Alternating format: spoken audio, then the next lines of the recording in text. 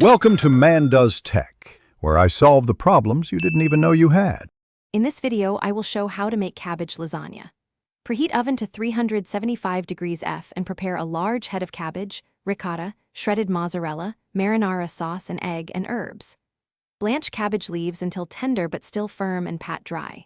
Mix ricotta with egg, parmesan, salt, pepper, and chopped parsley. Layer sauce, cabbage, and cheese filling, repeat, top with mozzarella, and bake until bubbling and golden. Start by selecting a firm, compact cabbage and remove any damaged outer leaves. Trim the core and lift out whole leaves carefully, saving smaller pieces for edges. Drop leaves into boiling salted water for about 1 to 2 minutes until pliable, then plunge into iced water to stop cooking.